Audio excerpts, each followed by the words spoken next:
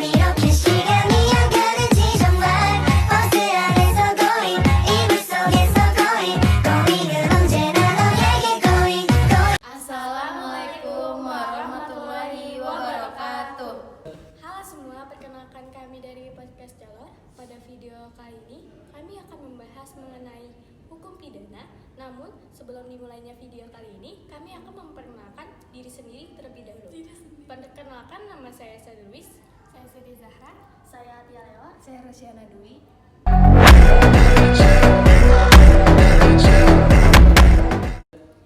Hai.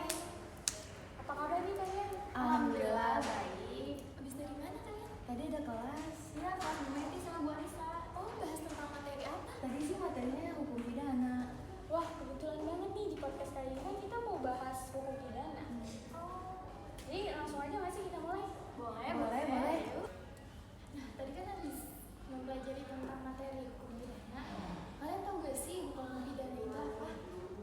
Oh ya tahu dong. Tadi seperti yang udah dijelasin sama Bu Meti, yang aku tahu itu hukum pidana adalah hukum yang mengatur atau membatasi tingkah laku manusia dalam meniadakan pelanggaran hukum yang terjadi. Oh alah, kayak gitu. Kalau misalnya tentang tujuan dari hukum pidana sendiri tuh kalian tahu nggak sih? Kalau tahu, coba dong ngejelasin ke kita. Nah, tujuan dari hukum pidana adalah menjaga ketertiban dan keamanan masyarakat serta melindungi hak-hak individu di dalam lingkungan masyarakat. Kalian tahu nggak sih tentang kasus-kasus yang ada baru-baru ini yang tentang hukum pidana itu?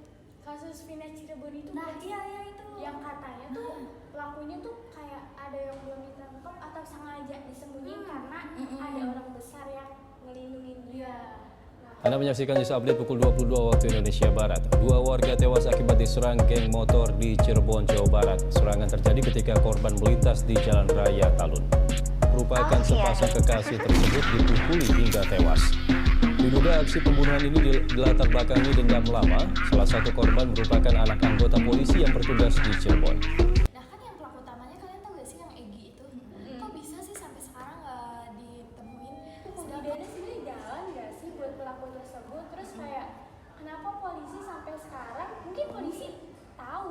Iya, cuman belum bisa jadi. dipublikasikan. Katanya tuh aku tuh baca di medsos katanya sih Egy tuh anak dari seorang polisi. Makanya ditutup-tutupi. polisi sih, bukan. Pokoknya negara deh. Pokoknya tuh benar-benar kayaknya pihak-pihak yang hubungan langsung sama Iya, pemerintah. Iya. Berarti parah banget gak sih si Egy sampai sekarang belum ditangkap-tangkap, padahal tuh dalam pasal 338 KUHP barang siapa dengan sengaja merampas nyawa orang lain diancam karena pembunuhan dengan pidana penjara paling lama 15 tahun. Nah, sedangkan Egy sama sekali belum dapat hukumannya. Itu kan sangat tidak gimana ya, hukum pidana perlu ditanyakan apa. Nah, berdasarkan yang tadi Sasa bilang tuh pasal 338 KUHP kan penjara 15 tahun ya Iya. hukumannya. Iya.